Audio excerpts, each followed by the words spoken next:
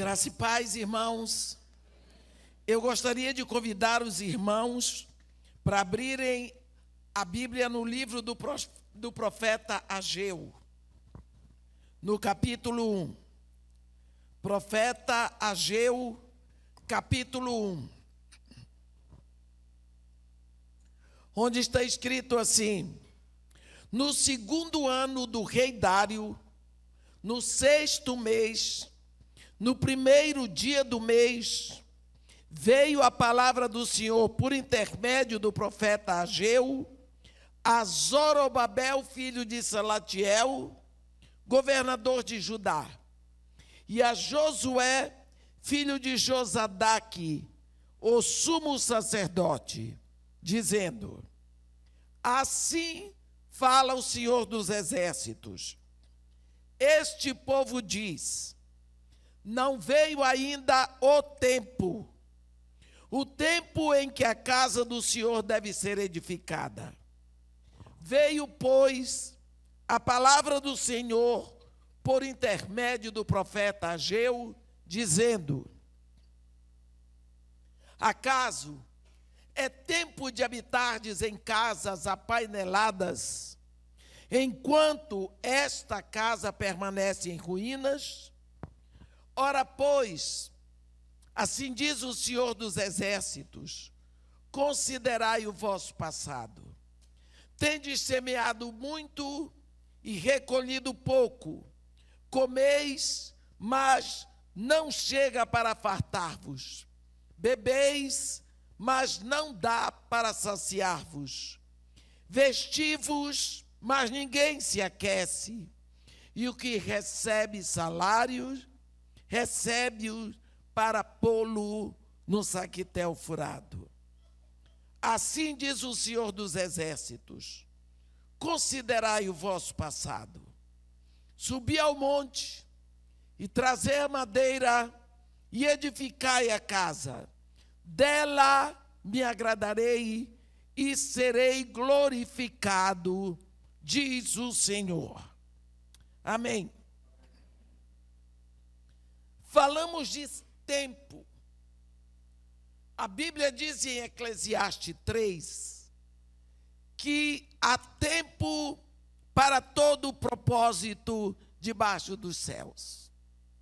Nós falamos muito em tempo, mas nós não conseguimos definir o que é o tempo.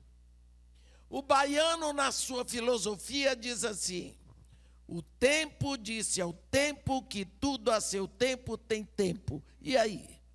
O que é o tempo? Ninguém define. Aqui há um momento em que o povo retornou do cativeiro da Babilônia. E nós sabemos que Dário, depois que assumiu o comando, porque ele foi o imperador medo-persa, e o império da Babilônia caiu nas mãos deles, então ele teve o momento de fazer uma boa campanha política entre as nações da sua época.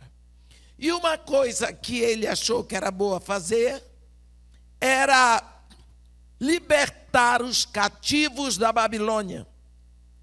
E ele deu liberdade para todos os cativos voltarem às suas terras. E entre esses cativos estavam os judeus. Então a primeira levada volta com Zorobabel. Voltam muito felizes para a sua terra. E quando chegam lá, eles começam a construir e a trabalhar. E eles são abençoados, e eles prosperam, e prosperam, e prosperam. O templo estava em ruínas. O templo não foi edificado. Chega o momento em que Deus, por boca do profeta Ageu, que é um dos profetas pós-exílicos, ele manda uma palavra para o governador de Judá e para o sumo sacerdote. Eu acho lindo que Deus manda a mensagem para a autoridade cívica e autoridade religiosa. Ele diz: olha Zorobabel, olha Josué, esse povo diz, não veio ainda o tempo em que a casa do Senhor deve ser edificada. O povo age, e pelo seu ato, pela sua atitude, eles estão dizendo que as coisas de Deus podem ser deixadas para depois. Será que é tempo de vocês, você governador e você sumo sacerdote, viverem em casas apaineladas, bem mobiliadas, enquanto a minha casa permanece em ruína? Deus dirige a palavra para a autoridade. Olha o que está acontecendo. Antes, vocês prosperavam, mas de uma hora para outra, vocês estão ficando na escassez. Vocês semeiam muito e colhem pouco. Vocês comem e não se fartam. Vocês bebem e não se saciam. Vocês se vestem, mas não se aquecem. E o que recebe salário, recebe-o para pô-lo num sactel furado. O que Deus está dizendo: vocês estão na escassez de o que comer, do que beber, do que vestir e do ganho. Você trabalha o mês todo e quando chega a hora de pagar as contas, acabou o dinheiro. Sumiu, desapareceu. O dinheiro que você ganha está todo comprometido. Aluguel, condomínio, luz, água, telefone, plano de saúde, escola, o dinheiro não mais é seu. Por quê? Vocês já se perguntaram? Ele aconselha: considerai o vosso passado. Para pensar. E Deus aqui dá um conselho e a solução. Subi ao monte, trazei madeira e edificai a casa. Dela eu me alegrarei e nela eu serei glorificado. Nós sabemos que subir ao monte não é um monte literal, é se retirar do burburinho, do trabalho, do movimento e pensar. Mas quando você descer, você traga o seu coração, a sua natureza, porque a madeira tem a ver com a nossa natureza. O tempo de construir a casa de Deus. Nós vemos aqui que esse trecho fala de uma inversão. Primeiro eu cuido das minhas coisas, dos meus interesses, depois, quando estiver tudo resolvido, eu vou cuidar das coisas de Deus. Isso significa fazer as coisas de cabeça para baixo. Porque o que Jesus disse é: busca primeiro o reino de Deus e a sua justiça. Então, todas as outras coisas te serão acrescentadas. O que comer, o que vestir, como morar, isso vem em consequência de você botar Deus em primeiro lugar na sua vida.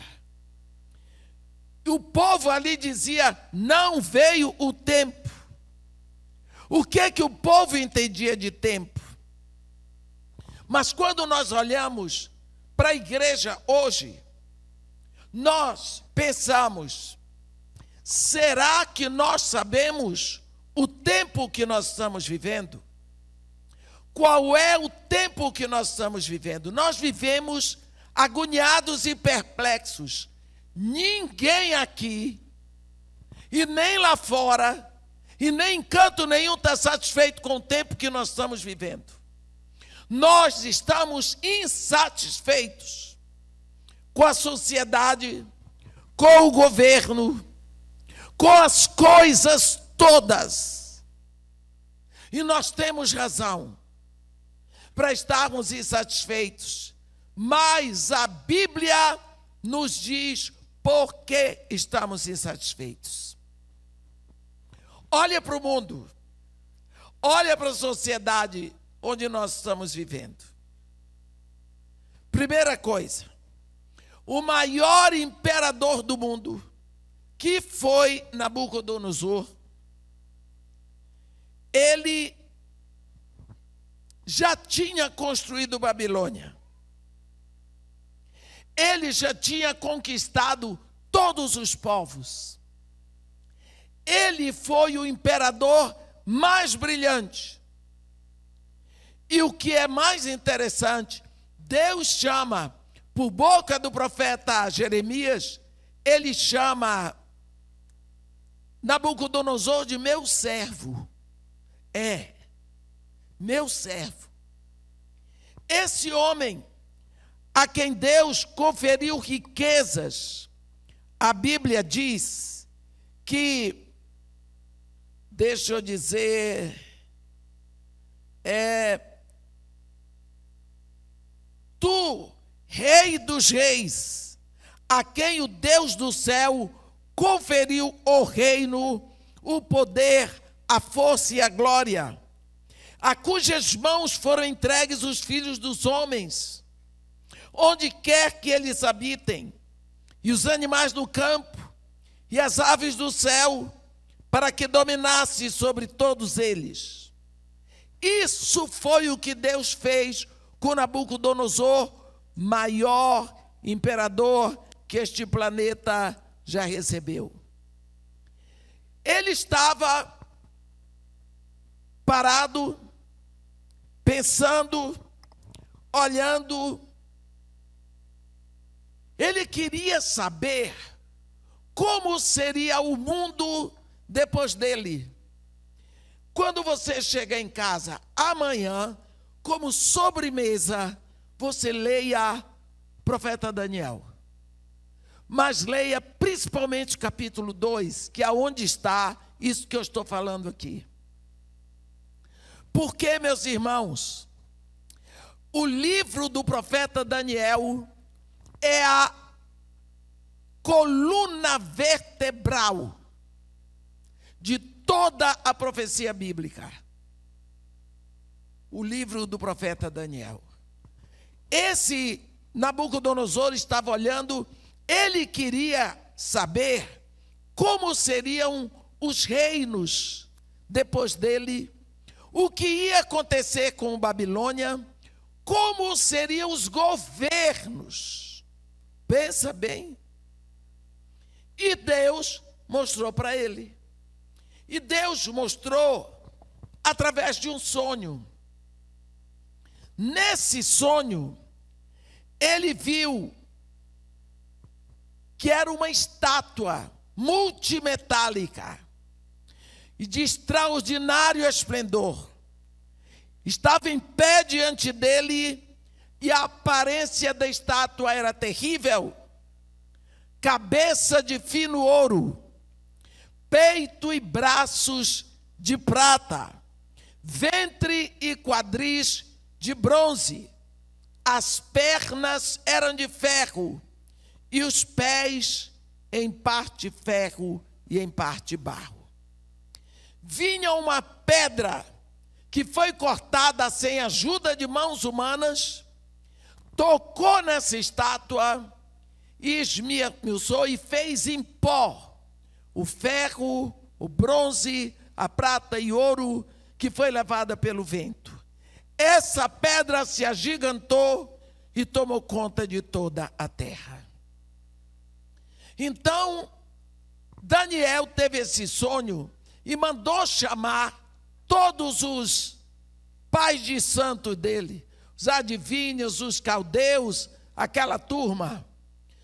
Mas ele queria que esses homens dissessem para ele, Nabucodonosor queria que dissesse, vocês têm que me dizer qual foi o sonho que eu tive e depois dizer a interpretação. E ele disse: não, o senhor me diz o sonho. Ele disse: não. Se vocês me disserem o sonho, eu saberei que a interpretação é verdadeira. Ninguém pôde dizer, porque o sonho era profético, não é? E o testemunho de Jesus é o espírito da profecia. O espírito da profecia é que interpreta a palavra profética. Então, nenhum caldeu, nenhum adivinha sabia. Então, ele ordenou a morte de todos. Só que ali naquele reino, havia um rapaz de Judá que foi levado cativo aos 17 anos com seus amigos. É Daniel. Foi feito eunuco. Daniel foi feito eunuco aos 17 anos, por isso que nunca teve esposa, nem filhos, nem nada. E Daniel ia morrer também. Então ele pediu a Arioche, o encarregado dos eunucos, que ele queria falar com o rei. Ele foi e pediu ao rei se o rei dava para ele um certo tempo para ele orar a Deus, para que Deus revelasse para ele o sonho e a interpretação. Ele orou e Deus mostrou para Daniel o sonho do rei e deu a ele interpretação. Então Daniel vai diante do rei e diz para ele tudo o que se passou. Tu estavas olhando, querendo saber como seriam os governos, como seria o mundo depois de ti. E tu viste uma estátua terrível, cabeça de ouro, peito e braços de prata, ventre e quadris de bronze, pernas de ferro, pés, barro misturado com ferro. E falou da pedra que, cortada sem auxílio de mãos, batia na estátua. Aqui vai a interpretação. A cabeça de ouro és tu, mas depois de ti virá um reino poderoso de prata, porque são 2 povos. Eles vão vencer o teu reino e eles sobem ao poder, mas eles também serão vencidos e virá um outro império, que é o império de bronze. Depois desse, que também será vencido, virá um outro que é de ferro. Primeira coisa, meus irmãos, o império babilônico caiu e nós lembramos quando foi. Está escrito na Bíblia. Quando Nabucodonosor morreu, ele tinha um filho que assumiu o trono, mas o cunhado o matou para ficar no lugar. Então, quem fica no lugar é o cunhado assassino. Só que este cunhado, esse homem era casado com a filha de Nabucodonosor. Ele tinha um filho, Belsazar, o famoso. E quando esse homem saía para visitar as províncias, quem ficava no trono era Belsazar. Num desses momentos, ele resolveu fazer uma festa. E nessa festa, a bacanal foi muito grande. E bebiam, e comiam, e dançavam, e eu sei mais o que faziam por ali. Chegou uma hora que ele resolveu mandar trazer as taças de ouro que seu avô Nabucodonosor havia trazido do templo de Jerusalém. Lá da mesa da proposição, lugar dos sacerdotes. E ali, eles bebiam vinho naquelas taças, quando Belsazar viu uma mão escrevendo na parede, Menemenetekelpassim. Ele percebeu que a coisa era difícil. Começou a tremer. Ele parou e ficou enlouquecido, querendo saber o que era aquilo. Só que era a língua espiritual. E mandou chamar os feiticeiros dele. Ninguém sabia, ninguém dava conta, ele estava enlouquecendo quando veio a avó, a viúva de Nabucodonosor. Sabe como é a avó? Veio socorrer o neto. Qual é a avó que não viria? Meu filho, aqui neste reino tem um homem que tem o espírito dos deuses. Era Daniel. Mandaram chamar Daniel. Daniel, quando chegou ali, como eu gosto desse momento. Se Belsazar não tivesse com tanto medo, ele teria mandado matar Daniel na hora. Daniel deu-lhe uma bronca, deu-lhe uma lavagem e disse para ele: o teu reino, menemenetekelpassim, tu foste pesado e ficaste em falta na balança de Deus, e o teu reino foi dividido entre medas e persas. Olha, quando ele estava dando a bacanal, já o coronel do exército da Pérsia já tinha fechado os canais do Eufrates.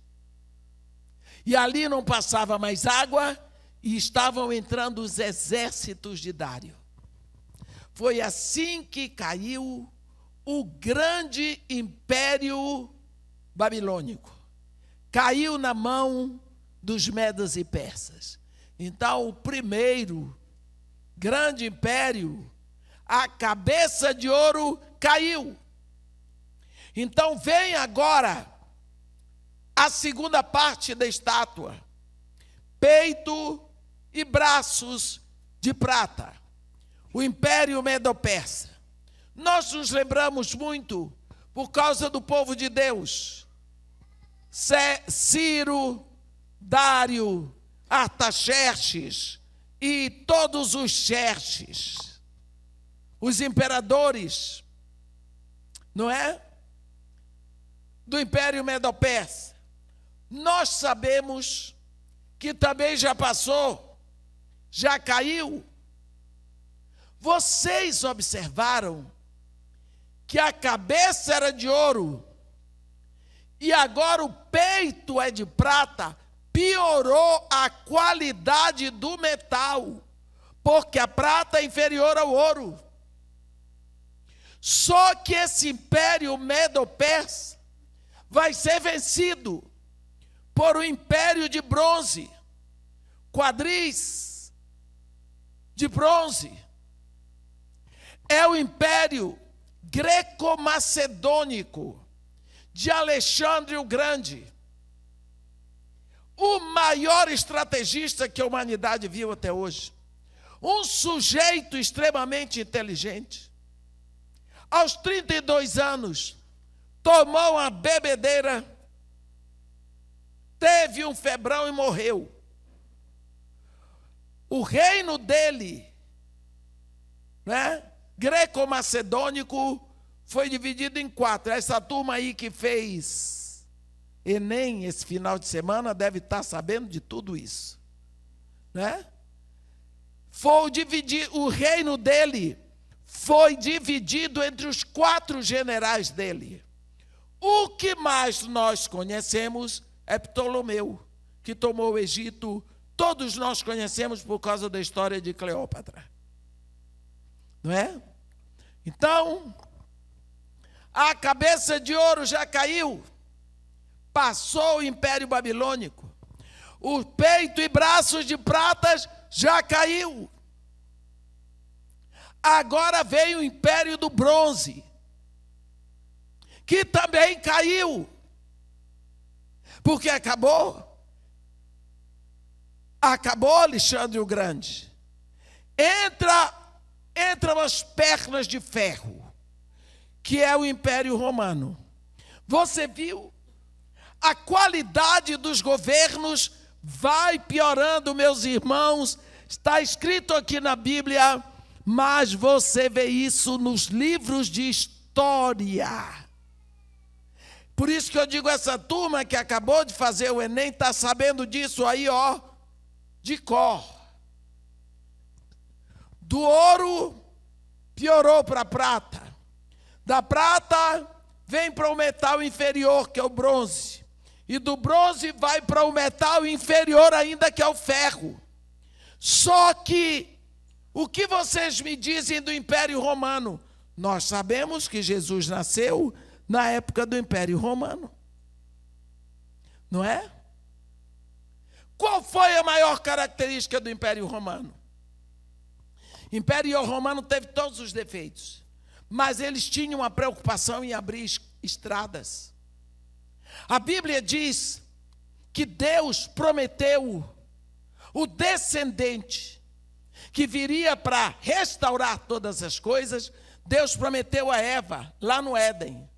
Mas no capítulo 4 de Gálatas, no versículo 4, Paulo diz assim: vindo, porém, a plenitude do tempo, Deus enviou seu filho, nascido de mulher, nascido sob a lei.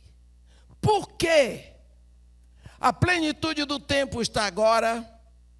Quando Jesus vem, ele vive 33 anos e meio aqui, tempo suficiente para os romanos fazer o que eles mais gostavam: construir estradas. Eles construíam estradas. Você chega no Reino Unido, seja na Inglaterra, Escócia, Irlanda do Norte, seja no país de Gales, você vê o que eles chamam de Roman Roads.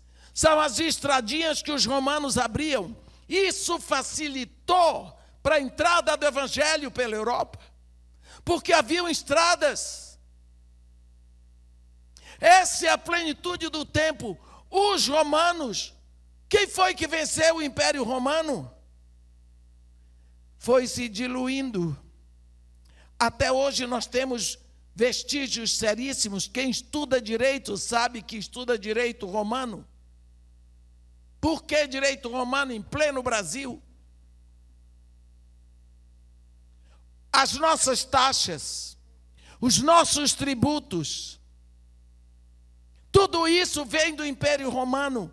O Império Romano foi se diluindo na bebedeira dos Césares. Olha como o álcool é bom. Primeiro império, Belsazar, Império Babilônico, cabeça de ouro, caiu na bebedeira do imperador. Terceiro império, Alexandre o Grande, caiu na bebedeira de Alexandre. Império Romano se diluiu na bebedeira dos Césares. Nós ainda elegemos bebuns. Os nossos chefes, os nossos políticos se reúnem com um copo na mão. Eu não estou falando de um só, não. Eu estou falando dos nossos políticos. Eles se reúnem, tem que ter um copo na mão. Alguém servindo uísque, não. Uísque é chique. É algo que vai para o sangue. Você está vendo? A história nos ensina tudo, mas vamos deixar o povo do copo para lá. Então nós temos na história, meus irmãos, tem na Bíblia, mas vamos deixar a Bíblia aqui e vamos para a história. Império Babilônico já passou, cabeça de ouro. Medo-Persa já passou, aliás, a Pérsia hoje se chama Irã. Já passou. Império Greco-Macedônico já passou. Império Romano já se foi. O que é que falta? Os pés de barro e de ferro. Então vamos ali. Você já viu ferro com barro dar certo? É maluquice. É maluquice. Ferro e barro não se misturam. O que é que acontece ali? Fragilidade do barro, força do ferro. Fica uma loucura. uma confusão? Se nós não vivemos nesses impérios, e o último foi o romano, em que época nós estamos do governo humano? Nos pés de ferro com barro. Essa é a época em que vivemos na terra. O que significa confusão. Nada traz entendimento. Você pergunta por quê? Não tem quem lhe dê resposta. Porque nada combina. Nada tem explicação. Essa é a época. Não temos no mundo um estadista. Não existe. Não temos um líder político mundial a quem possamos admirar. Não temos. Se você olhar um pouco para trás, você lembra de uma época em que tínhamos os grandes clássicos? Nunca mais apareceu um Chopin. Nem Schumann, nem Schubert, nem Mozart, ninguém. Não tem mais. Cadê os grandes cantores? Nem se fala mais de ópera, ficou ridículo. Cadê os grandes poetas da humanidade? Cadê os grandes escritores? Nunca mais. Os grandes pintores, os grandes arquitetos, cadê? Os nossos jovens, eles olham para os seus ídolos e daqui a pouco o ídolo deles morreu de overdose. O que é que nós temos neste mundo para admirar? O povo vai para o shopping e vê as vitrines. Nós não temos liderança mundial. Nos queixamos do Brasil? É. Mas se você olhar, toda a América do Sul, arruinada. Se você olhar para a América do Norte, uma vergonha. Olha para a Europa, ninguém. Ásia, África, tudo. O mundo está na situação do ferro com barro. Ferro com barro não tem liderança. Porque no Império Babilônico tinha Nabucodonosor. No greco-macedônico, no medo-persa, pelo menos aparecia Ciro, aparecia Dário, aparecia Artaxerxes. No Império greco-macedônico, aparecia Alexandre e seus generais. No Império Romano, a dinastia dos Césares. E hoje? Acabou. O mundo todinho está uma confusão. Todo é uma confusão. Você não tem lideranças.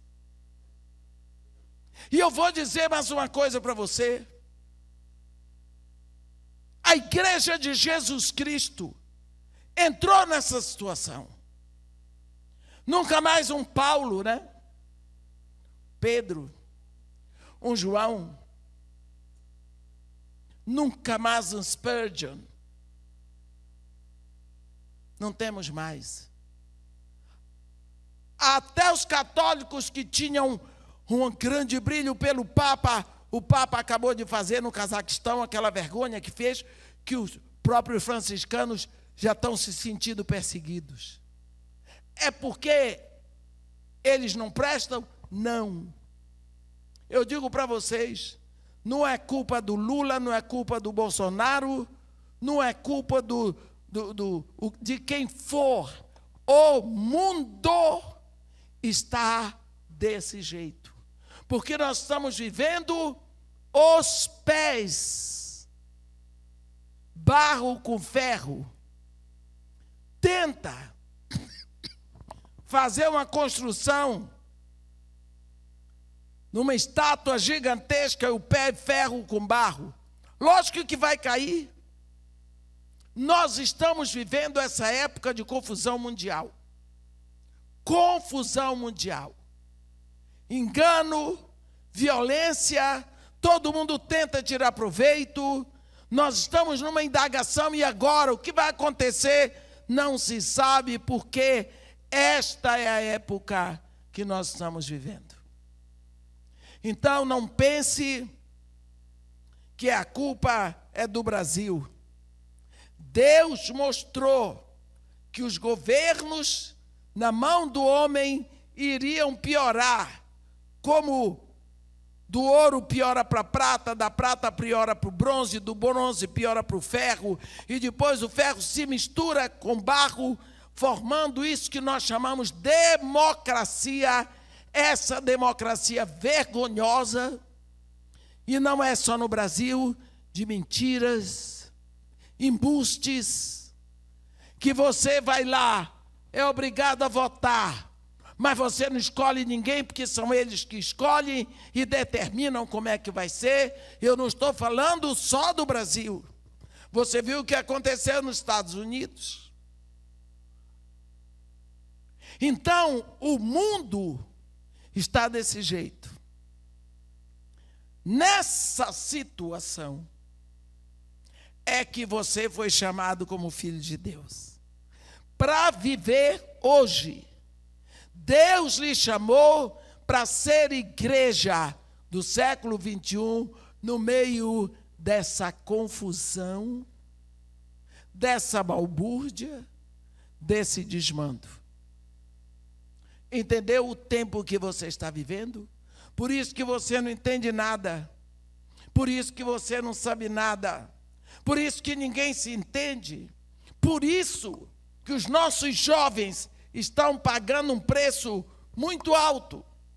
Porque o próprio Paulo diz a Timóteo: Timóteo, eu vou dizer uma coisa para você. Nos últimos dias, os tempos serão muito difíceis, porque os homens serão egoístas, avarentos, jactanciosos, arrogantes, blasfemadores,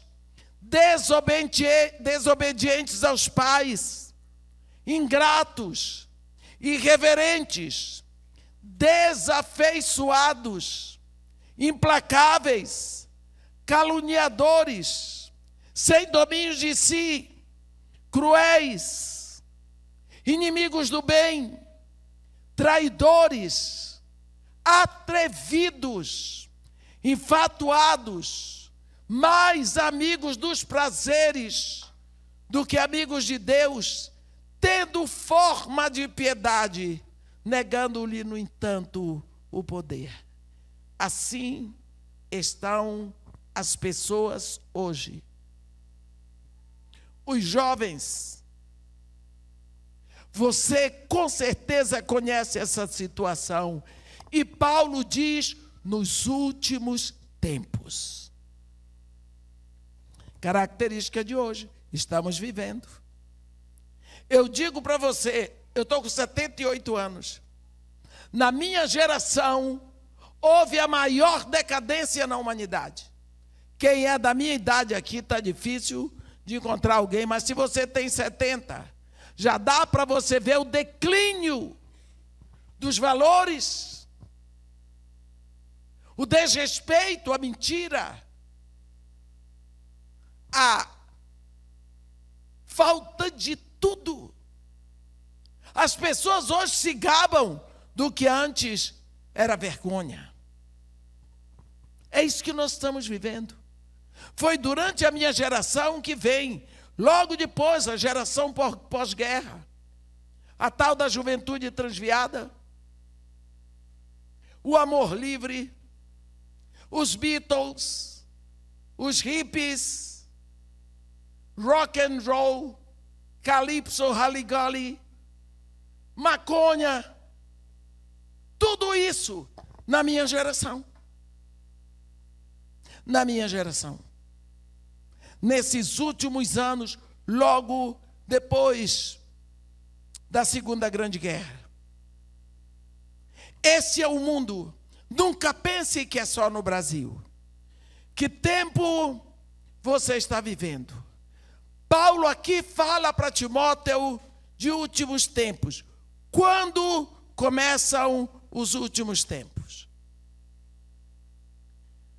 No sonho de Nabucodonosor, ele vê uma pedra cortada sem auxílio de mãos, que vem, toca nessa estátua e transforma em pó o ferro, o bronze, a prata e ouro, que é levada pelo vento. Mas esta pedra, ela se agiganta e toma toda a terra.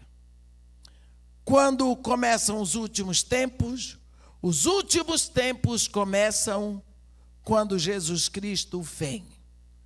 Deixa eu dizer para vocês, uma vez eu estava conversando na casa de uma senhora da igreja presbiteriana numa cidade aqui, não sei se era no Paraná ou em São Paulo, e ela era da igreja, e ia ter o aniversário dela, e ela queria que eu fosse lá para fazer uma oração, porque ia ser na casa da irmã dela, que era casada, e a irmã dela tinha um marido que era médico, e era um sujeito muito pernóstico. E ela queria que eu fosse lá, que eu fizesse a visita. Antes deles cantarem parabéns, eu ia fazer a oração. Foi isso que ela me pediu como presente de aniversário. Olhei para aquela mulher, eu sabia que só Deus para fazer um milagre ali, mas eu fui, porque era exatamente, ela fez às 5 horas da tarde, para que depois eu saísse de lá fosse pregar. Era dia de sábado. Mas ela me disse que o cunhado dela era cético, um sujeito arrogante. Eu cheguei lá. E quando eu cheguei, fui introduzida, ela me apresentou todo mundo. E ele começou a buscar assuntos que pudessem deixar claro para mim o quanto eu era inferior. Eu cheguei assim, do jeito que eu vou. A roupa melhor que eu tenho, eu ponho para o púlpito. Gostou, gostou, não gostou, paciência. Eu não vou me vestir para os outros me acharem bonita, porque não é esse o objetivo da minha vida. Aí, fui, sentei, ele começou a dizer uma série de impropérios. E eu estava lá quietinha na minha. Até a hora que ele não aguentou mais. Aí ele foi mais direto.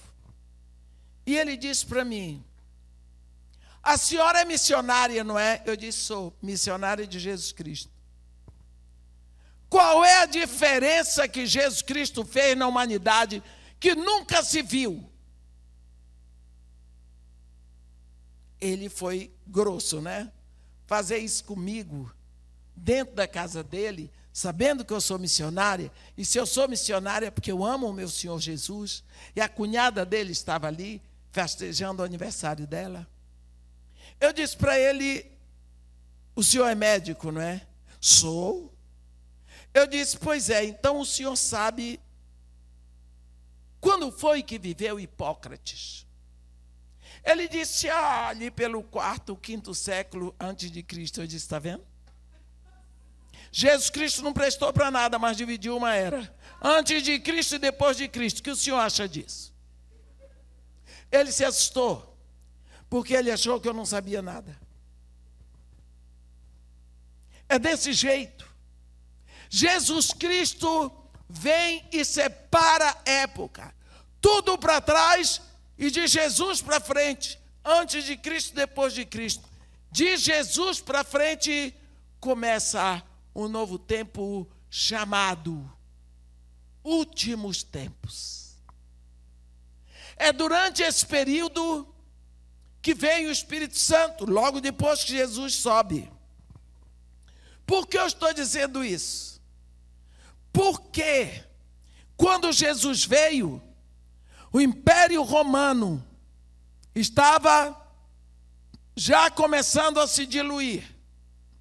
Já estava na sua decadência.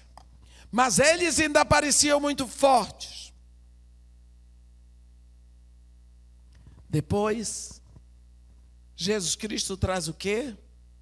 Quando ele sobe, ele manda o Espírito Santo. E quando o Espírito Santo vem, nasce a igreja.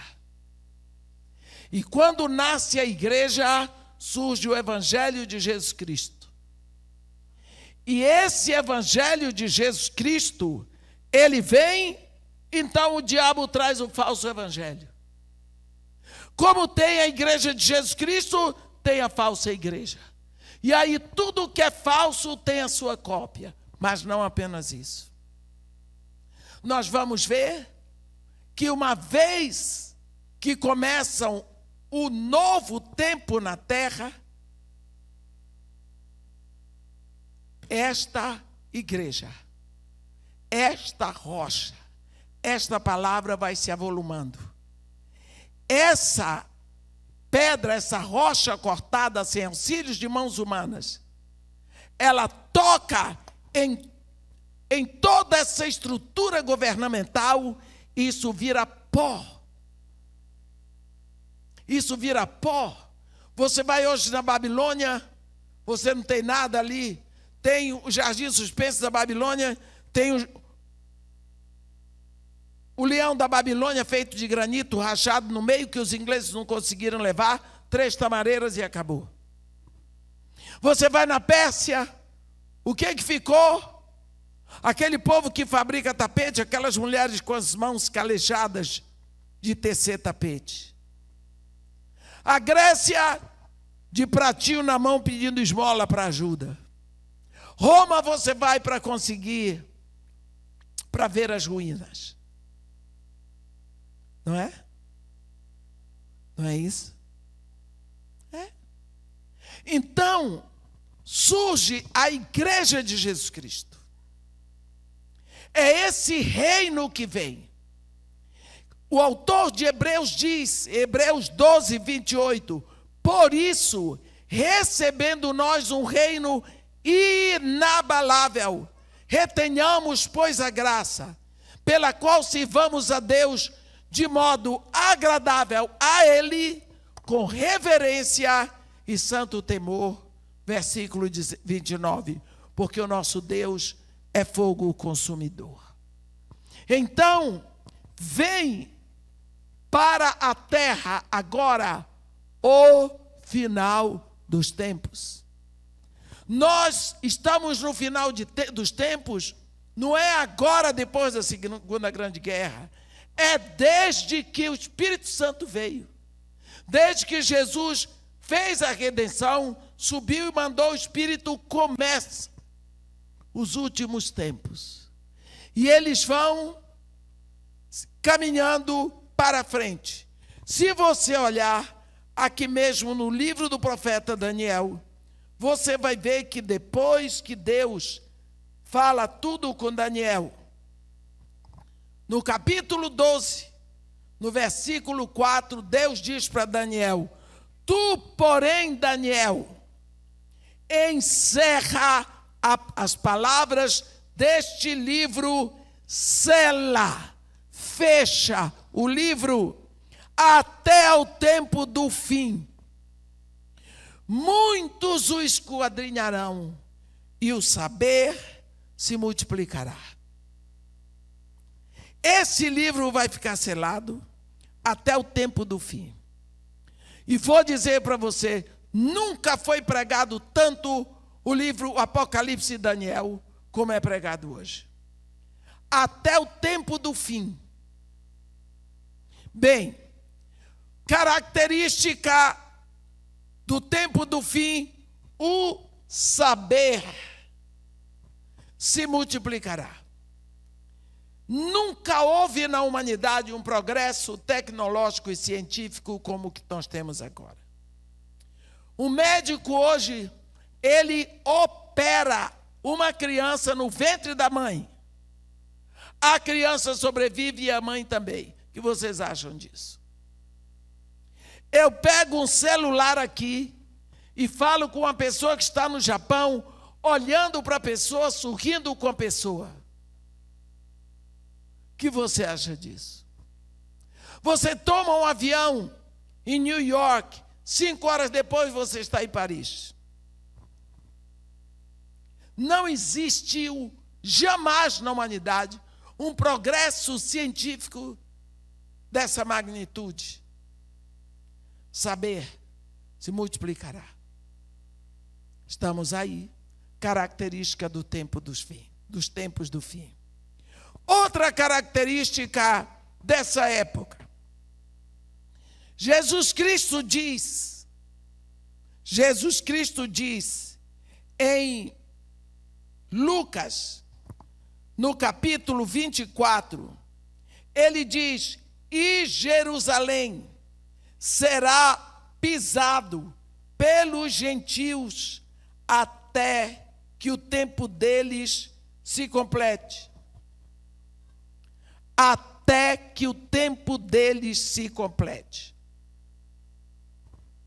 Gentios.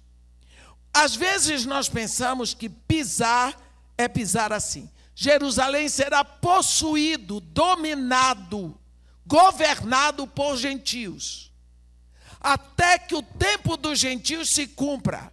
Quer dizer, ele diz que vai ter um tempo que acabaria o tempo dos gentios e os judeus possuiriam Jerusalém para eles.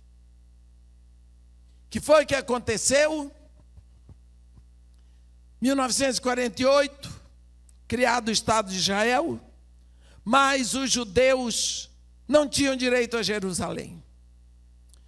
1967, no dia 6 do mês 7 de 1967, numa guerra de 6 dias, no 7º, aqueles jovens soldados, 700 soldados judeus contra 6.000 árabes. Eles ganharam a guerra dos 6 dias. No 7º, eles subiram o Monte Moriá e plantaram lá a bandeira de Israel. Nunca mais Jerusalém será possuída por gentios. Completou-se o tempo dos gentios. Sinal dos tempos. Outra coisa que Deus diz: eu os espalharei pelas nações. Mas vai chegar o tempo que eu direi ao norte: entrega, e ao sul: não retenhas. Trarei meus filhos e minhas filhas de longe e meus filhos das extremidades da terra. Virão com choro, virão em lágrimas, os cegos, os paralíticos, os aleijados, as mulheres grávidas, em grande congregação, de volta aos montes de Israel. Quando foi criado o Estado de Israel, foi criado o direito dos judeus voltarem para sua pátria.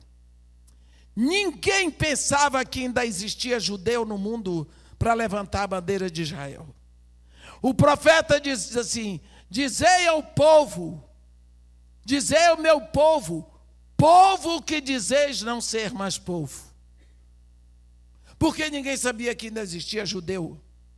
Quando foi criado o mandado do aliá, do retorno, eles enchiam aviões, eles enchiam navios, mulheres grávidas, sem saber quem era o pai, porque faziam experiência no ventre delas.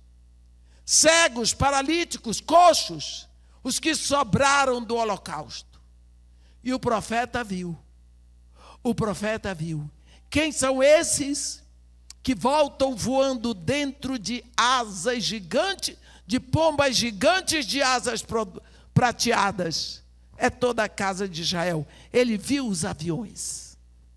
Só que não sabia dizer avião, dizia pombas gigantes de asas prateadas. Aconteceu.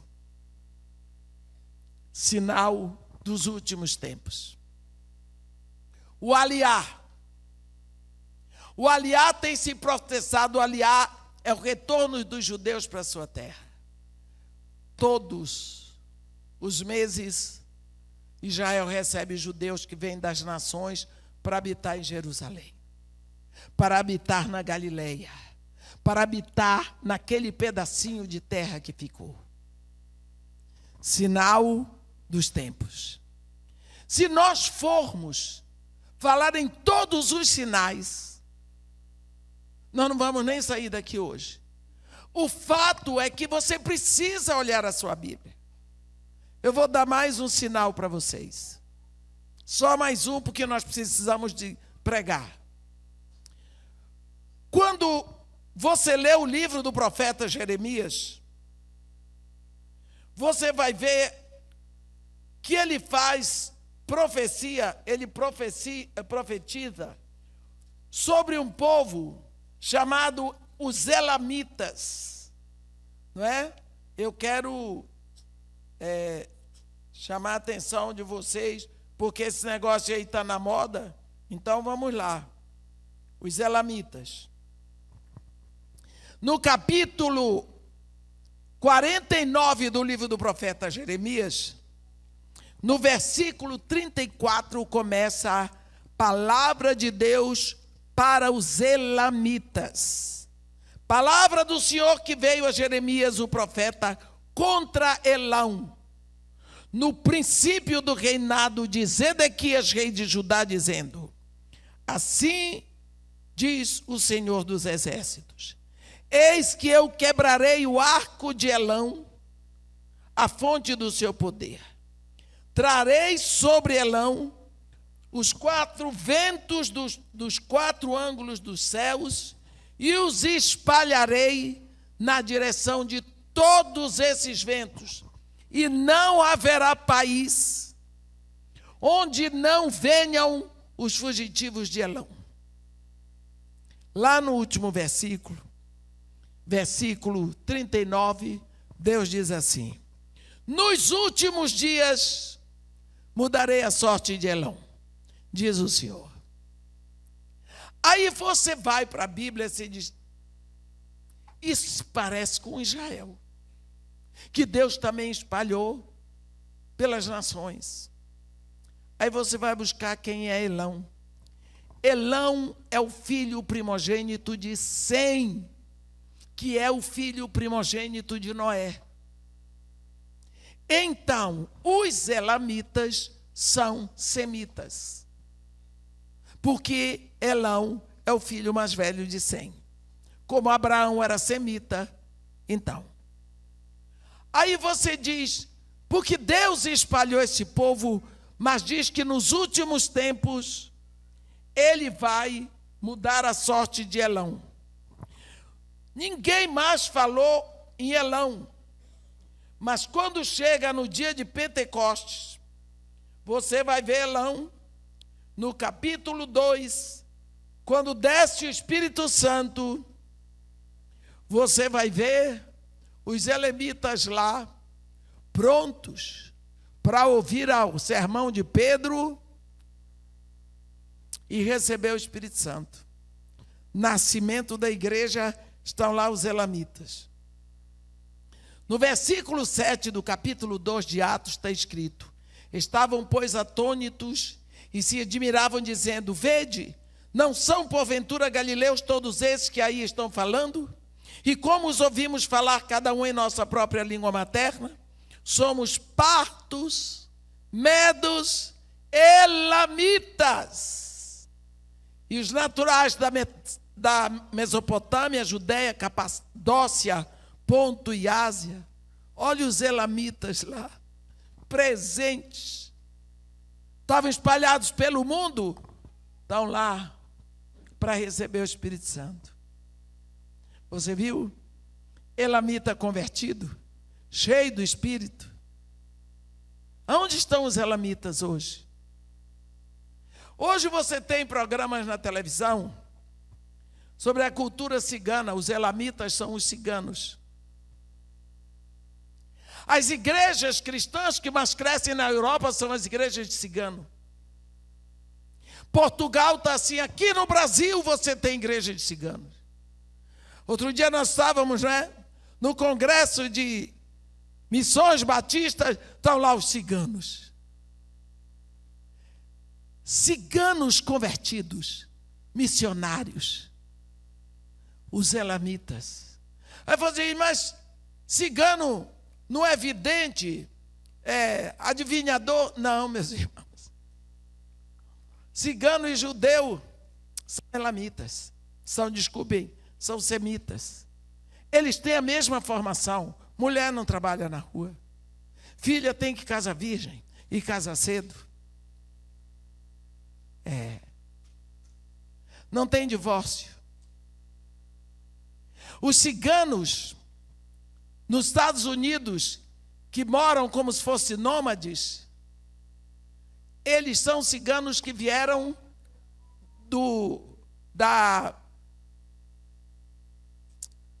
esqueci o nome agora. Esqueci. Daqui, perto da União Soviética. Não, perto da Ucrânia. Mas eu esqueci, eu vou lembrar o nome. Hein?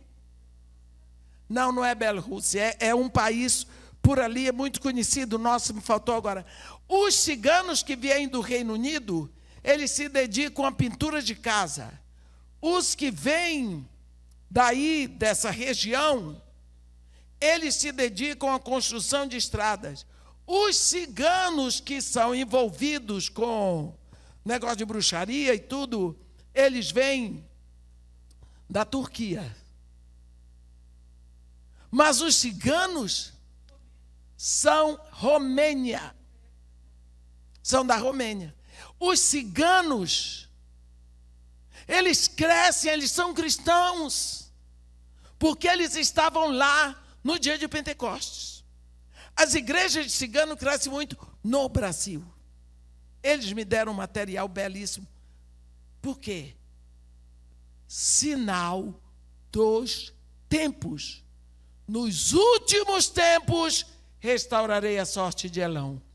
Eu estou apenas falando isso tudo para vocês perceberem, meus irmãos, em que tempo nós estamos na terra.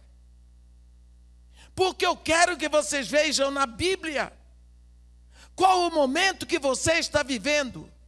Se nós formos lá, no primeiro século da era cristã, nós vamos ver o apóstolo Tiago, no capítulo 1, no versículo 5, ele diz: sede, irmãos, pacientes quanto à vida do Senhor. Eis que o lavrador aguarda com paciência o precioso fruto da terra até receber as primeiras e as últimas chuvas. Sede vós também pacientes e fortalecei o vosso coração, porque a vinda do Senhor está próxima. Primeiro século. Ele diz que a vinda do Senhor está próxima no primeiro século. Irmãos, versículos 9. Não vos queixeis um dos outros para não servos julgados, pois o juiz está às portas. Primeiro século, são passados 20 séculos. No primeiro século, Paulinho de Tarso, ele, quando fala do arrebatamento, que nós falamos ontem, ele deixa claro que ele se considerava alguém que ia ser arrebatado junto com a igreja. Ele foi arrebatado, mas não com a igreja. Mais de 20 séculos.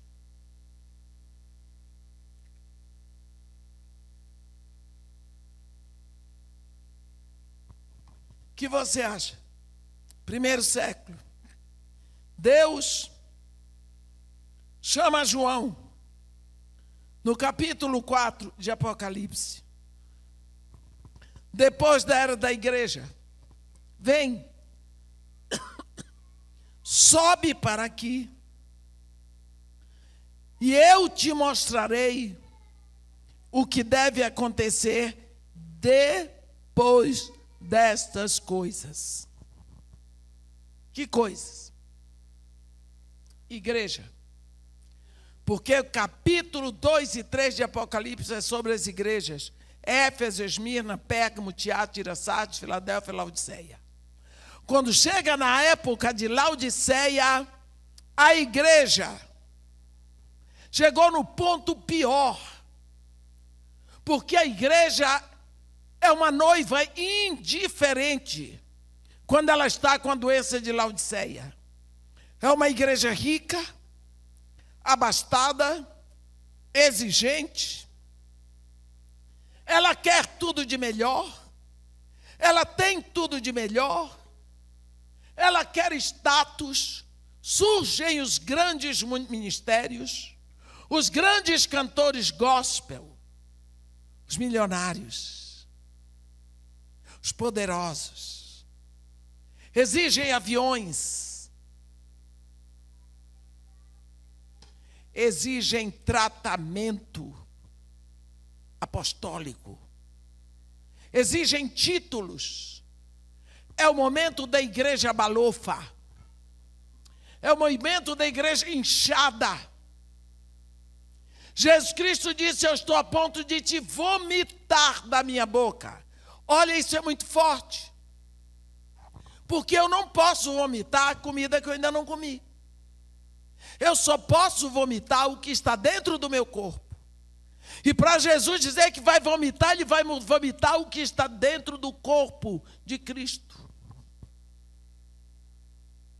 Pronto. É a igreja onde o noivo não faz falta. Ele diz: estou batendo a porta. Eis que estou à porta e bato. Se alguém ouvir a minha voz e me convidar, porque pode ser que ouça e não convide. Afinal de contas, o que é que ele vem fazer aqui? Ele é muito exigente, ele é ultrapassado, Ele vem com história de santidade, de pureza. Ainda mais, isso já era. Ele é chato. Pode ser que seja ouvida a voz dele e ele não seja convidado, porque não é bem-vindo. Ele disse: se alguém me convidar, ouvindo a minha voz, me convidar, eu entrarei. E terei intimidade com ele e ele comigo. Olhe bem, e este é o momento da igreja que está na síndrome de Laodiceia. A igreja exigente. Estava numa cidade, e eu ia passando, eu tinha ido porque, quando meu filho era solteiro, eu dava presente para ele no dia dos namorados. E aí eu disse, ele estava precisando de um perfume, eu disse: vou ao shopping, que eu vou comprar um perfume para dar para o meu filho. E quando eu ia entrando, uma senhora disse para mim: ei, irmã. Eu disse: oi, minha filha, tudo bem com você? Ela começou a chorar. Ela disse: eu sabia que a senhora estava aqui nessa cidade. Eu disse: que bom, você é daqui? Puxei um assunto com ela. Ela disse: irmã, eu fui ontem à noite para ouvir a sua pregação, mas eu não pude entrar. Eu não estava bem vestida. Eu disse para ela: minha filha, vai hoje. Ela disse: não, irmã, nunca mais piso ali. Eu disse: você ficou vencida, você ficou com raiva. Vai. Quando chega lá, você diz para a pessoa que eu pedi para me chamarem, eu disse assim: irmã Edmeia disse que quando eu chegasse aqui, era para chamar por ela, porque foi ela que me chamou aqui. Faça isso, porque eu vou lá na porta buscar você. O que é isso? A pessoa não está bem vestida para entrar na igreja? Olha que ponto nós chegamos. A que ponto nós chegamos? Isso é só um pouquinho. Laodiceia, a igreja morna, a igreja que tem a Bíblia, mas não lê, a igreja que chama Deus de Pai, mas não o busca, a igreja indiferente, a noiva indiferente ao noivo. Não existe momento mais precioso na vida de uma noiva do que o noivado, em que ela quer estar com o noivo o tempo todo, o tempo todo, o tempo todo. A igreja é uma noiva indiferente. Ela não sente saudade do noivo, não sente vontade de estar com ele, não o busca. Síndrome de Laodiceia. Quando a igreja chega nessa virulência, depois dessas coisas, João é chamado ao céu, para que Deus vai passar para ele um filme de tudo o que vai acontecer a partir desse momento. Apocalipse é o quê?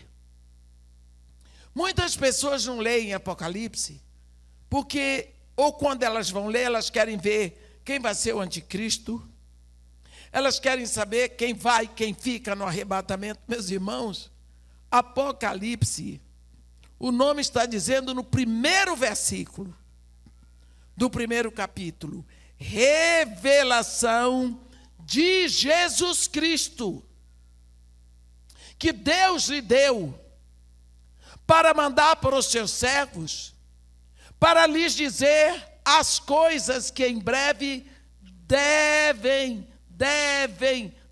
acontecer. Então, Deus, Apocalipse não é revelação do anticristo, Apocalipse não é revelação do arrebatamento, Apocalipse é a revelação de Jesus Cristo. Deus vai revelar o noivo para a noiva. Porque durante toda a vida de Jesus, ele revelou o Pai. Ele chegou a dizer: quem vê a mim, vê o Pai. Colossenses diz: ele é a imagem do Deus invisível, é o primogênito de toda a criação. Agora, quando ele sobe, o Pai vai revelar o seu Filho para a noiva ver quem é o noivo dela, porque criou um hábito feio aqui. A igreja lembra do noivo no Natal, o bebê de Belém. Você já festejou o aniversário do seu noivo de fralda? Mas a igreja? Ou então todo lenhado lá na cruz, festejou morto, o seu noivo morto, o seu marido morto. Então ele vem revelar quem é o noivo real da igreja, o Cristo da glória. Cristo da glória. Vestes talares, ele é sumo sacerdote. Cinta de ouro à altura do peito, é rei, é monarca. Pés e pernas como bronze polido, como que refinado numa fornalha, onde ele pisa, ele possui, ele purifica. Cabeça e cabelos, brancos como alvalã, como a neve, ele é eterno, fala de eternidade. Olhos como chama de fogo, aonde ele olha, ele penetra. O rosto brilhando como o sol na sua força, significa é um rosto que não pode ser encarado, como você não pode encarar o coisa. Por quê? Porque é Deus. Tem na mão direita 7 estrelas. Toda a liderança da igreja está na mão dele. E ele se move no meio dos candeeiros de ouro. Esse é o noivo da igreja. Quando ele é chamado para que Deus revele o Filho para a igreja. A igreja indiferente, a igreja desinteressada, a igreja interessada nos bens materiais, que é a síndrome de Laodiceia. Sou rico, abastado, não preciso de nada. Deus revela o seu Filho e vai mostrar o que vai acontecer.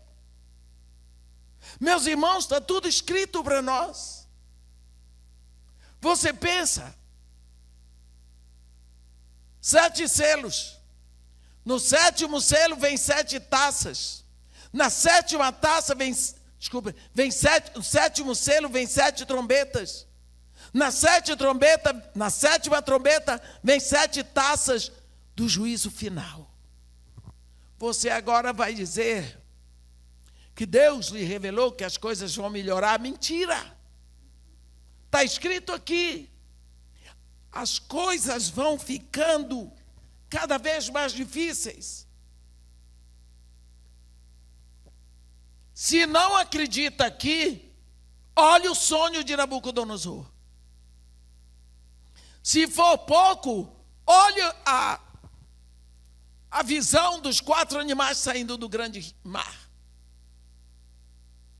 A Bíblia está dando todos os sinais, ensinando tudo, para que você e eu saibamos que Deus nos chamou hoje, como igreja, porque nós temos uma responsabilidade.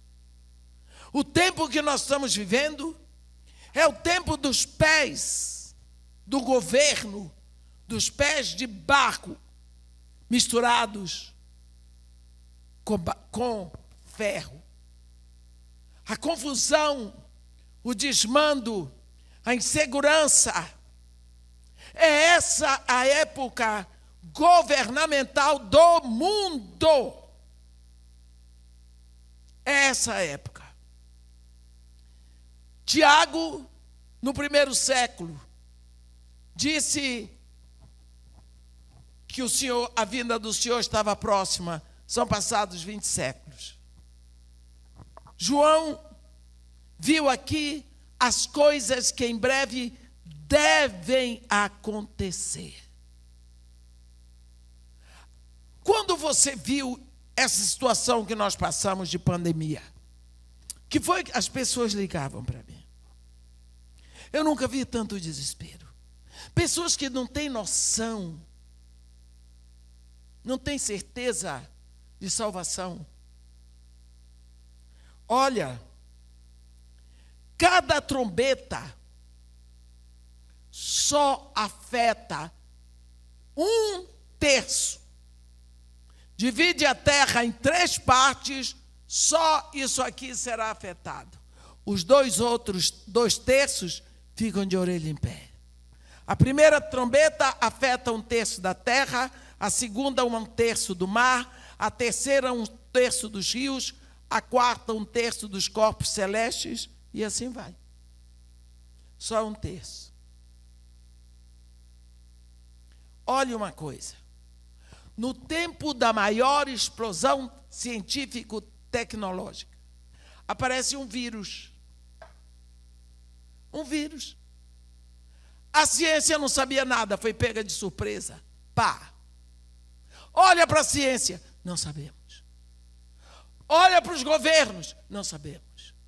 Olha para as filosofias, não sabemos. Olha para as religiões, não sabemos. Ninguém sabia nada. Ficou todo mundo em polvorosas e foi a hora que entraram os laboratórios sedentos de mais dinheiro para procurar uma vacina que ninguém sabia de onde era.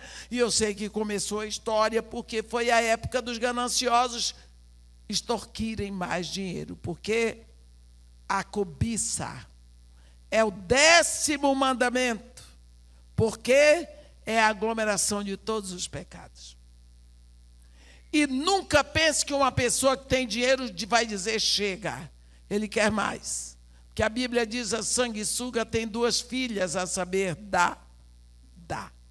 Quem tem dinheiro quer mais dinheiro, quer mais dinheiro e quer mais dinheiro.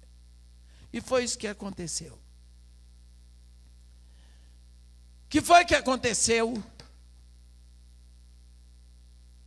Todo mundo com medo. Todo mundo botou máscara.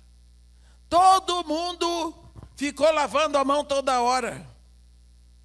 Todo mundo saía na rua, quando voltava, tira sapato, tira a roupa, lava a cabeça, lava tudo, para o vírus sair na água.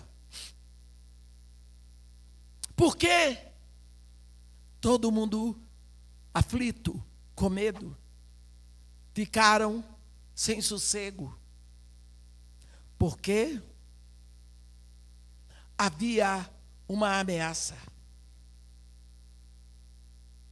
A Bíblia diz assim, Joel: tocai a trombeta em Sião, trombeta, dai voz de rebate no meu santo monte, perturbem-se todos os moradores da terra. Joel, capítulo 2. Como é que uma trombeta tocada em Sião vai perturbar todos os moradores da terra se Sião é em Jerusalém? Significa que tem uma trombeta específica, que quando ela toca, ela perturba o planeta todinho. Não se sabe muita coisa, ainda não se sabe. Uma coisa é certa, eu tenho certeza, que a Covid aconteceu mesmo, não é brincadeira, mas foi uma trombeta que tocou. Todo mundo precisa ser afetado, 1/3 da humanidade, porque essa é a voz da trombeta. E os 2/3 ficam de orelha em pé. Porque a trombeta só afeta 1/3. Nós vemos que os selos, quantos selos já foram abertos? Os selos trazem acúmulo para o planeta Terra. Meus irmãos, nós estamos numa época muito séria para se viver. Mas a seriedade maior é para nós que somos filhos de Deus. Porque Deus nos deixou uma mensagem para entregar. Fazei discípulos de todas as nações. Quem tem essa mensagem para entregar somos nós. O que nós estamos fazendo? Ou será que nós vamos continuar sentados, esperando que alguma coisa aconteça? Deus não vai segurar o tempo, porque eu estou com preguiça. Deus podia ter nos chamado como igreja no primeiro século, ou no século XVIII, mas Ele nos chamou como igreja para o século XXI, para esse último momento da igreja aqui na terra. São passados 20 séculos, desde que Paulo achou que já ia ser arrebatado com a igreja. São passados 20 séculos, desde que o apóstolo Tiago disse que o juízo estava às portas. São passados 20 séculos, desde que Deus chamou João, passou o filme na frente dele e falou que Babilônia ia ser julgada. E você precisa fazer uma escolha. Que momento nós estamos vivendo? Nós estamos vivendo o momento em que o governo da humanidade está confuso, é barro com ferro, que não dá certo. É uma época de confusão internacional. É a última parte do governo humano. É a última etapa do governo humano na Terra. É esse dos pés, em parte ferro, em parte barro. É confusão. A confusão é generalizada. É essa época que nós estamos vivendo. Está escrito aqui no livro da Palavra de Deus. Nós não podemos dizer que não sabíamos, porque está escrita. Porque está escrito para nós. Nós sabemos, não lemos porque não queremos. Está escrito. Não precisa grandes coisas para ver o que está escrito. O que nós estamos fazendo? Qual é a nossa resposta para esse chamado? Será que nós estamos esperando alguma coisa acontecer mais? Deus já nos deu o seu reino, já nos deu o seu Filho, já nos deu o seu Espírito. O que mais nós estamos precisando? Para acordar. A Bíblia diz: desperta, tu que dormes, levanta-te dentre os mortos e Cristo te iluminará. Precisamos ter consciência de que alguma coisa nós precisamos fazer, porque a quem muito foi dado, muito lhe será requerido. Deus já nos deu demais. Qual é a nossa resposta para Ele? Conhecedores da época em que nós vivemos. Há um momento na vida de Davi em que Saul estava lá, já não tinha mais a unção, já não tinha mais o Espírito. Davi tinha sido ungido para rei de Israel na adolescência. Saul tinha todo o dinheiro, tinha o trono, tinha o exército, tinha o poder. Davi não tinha o exército, não tinha o trono, não tinha o poder, não tinha dinheiro, mas tinha de Deus a unção para o trono. Então, há um momento em que alguns homens ali resolveram fundar um exército para Davi. E quando chega, eles resolveram tirar de cada tribo alguns homens. E a Bíblia diz que quando eles foram formar o exército, eles foram tirando tantos homens de cada tribo. E quando chega na tribo de Issacar, a Bíblia diz, da tribo de Issacar, dos filhos de Issacar, conhecedores da sua época, para saberem o que Israel tinha que fazer. Está vendo? Esses homens eram conhecedores do momento que eles estavam vivendo, para saber qual seria a atitude deles. Você conhece o momento que você está vivendo? Você está vendo essa balbúrdia mundial já há muito tempo? Você sabe o que você tem que fazer agora? Porque nós precisamos tomar uma providência nessa mornidão que a igreja está, para onde nós vamos. Eu gostaria de orar com os irmãos, porque eu gostaria que você, durante esse final de semana, pensasse, porque Deus me chamou para ser igreja do século 21. O que eu estou fazendo até agora? Ou será que isso é uma brincadeira? Deus disse, não terei por inocente quem usar o meu santo nome em vão. E o nome de Deus para nós que Ele mandou é Jesus. Jesus, Yeshua, Jeová que salva. É Deus que salva. Então nós precisamos abrir o nosso coração e buscar de Deus. Afinal de contas, Senhor, qual é o meu papel no cenário da igreja neste momento? Eu quero me entregar, eu quero me dispor, eu quero fazer a sua vontade. Por onde eu começo? Eu lhe digo que Deus vai dizer, comece se achegando mais a mim.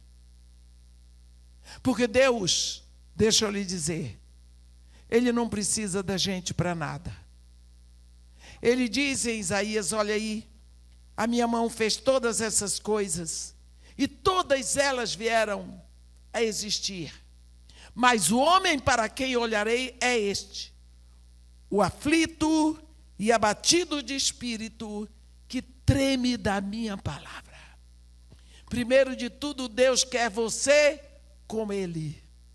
E porque você está com Ele, então Ele trabalha através de você. Ele está interessado em você. Porque Ele fez todas as coisas, esse mundo, esse universo, sem precisar de ninguém. Então Ele quer você. Você começa nele, vindo para Ele, tendo intimidade com Ele, vivendo com Ele, buscando conhecê-lo cada vez mais. Amém? Senhor Deus nosso Pai, aqui nós estamos, Senhor, e tantos corações aqui fervem, e eu, o que é que eu faço? Por onde eu começo? O que Deus quer de mim? Senhor, nós lembramos que a sua resposta por boca do profeta Miqueias é que o Senhor quer que nós estejamos com o Senhor. O que o Senhor quer é que nós pratiquemos a misericórdia, é que nós vivamos a sua palavra, é que nós o busquemos de todo o nosso coração e que nós possamos gastar tempo com o Senhor e com a sua palavra. Cria em nós, Senhor, mais e mais uma sede de Ti. Cria em nós um coração que Te busque e que tenha um sonho de estar contigo. Nós Te agradecemos pela oportunidade que temos de nos reunir diante de Ti. Aprendemos na Tua palavra que o Senhor deixou tantos sinais, para que soubéssemos o tempo que estamos vivendo.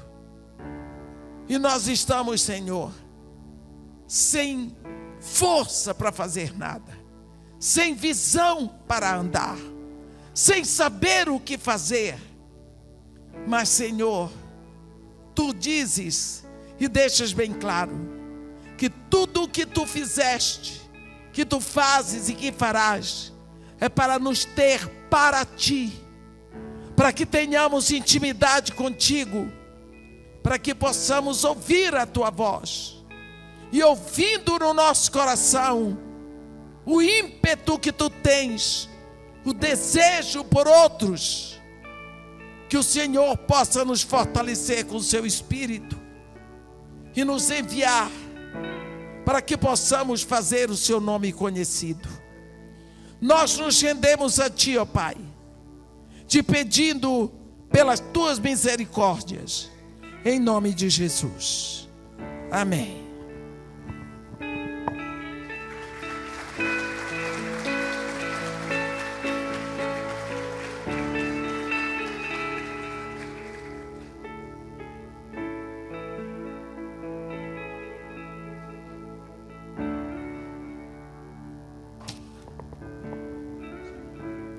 Pastor quer que eu pregue mais 2 horas. Yes, exactly.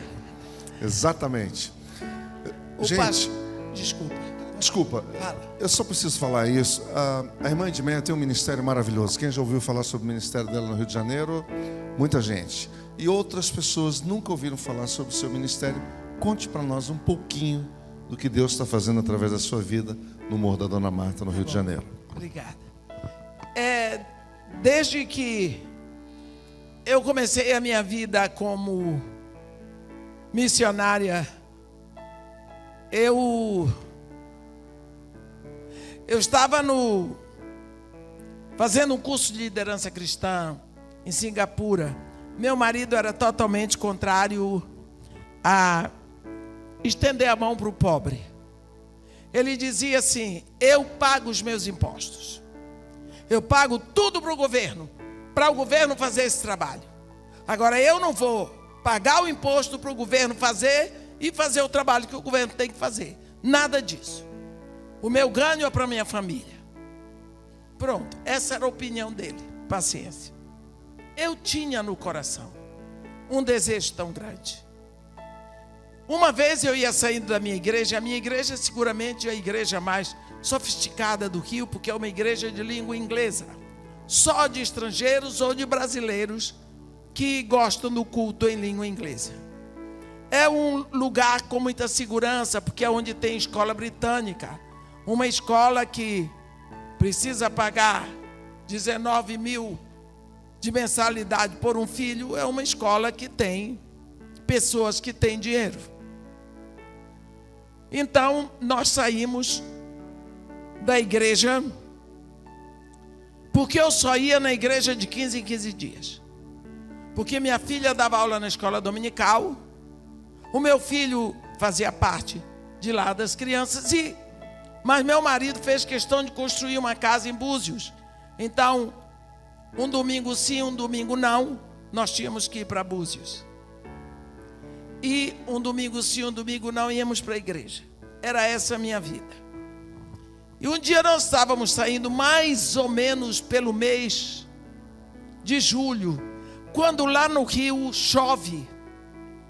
E tinha tido aquela manhã chuvosa.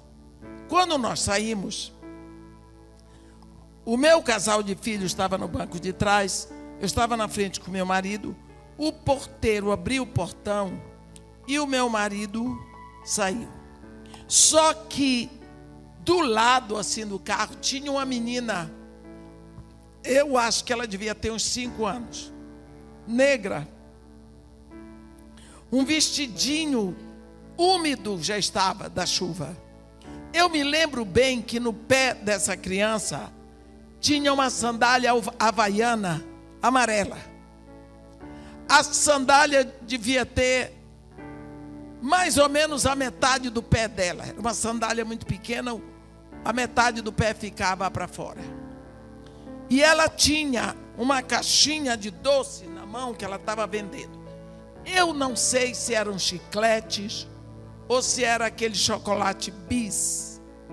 Só quando ela se aproximou do meu marido para oferecer, ele nem viu a menina, eu acho. Ele passou em cima de uma poça d'água.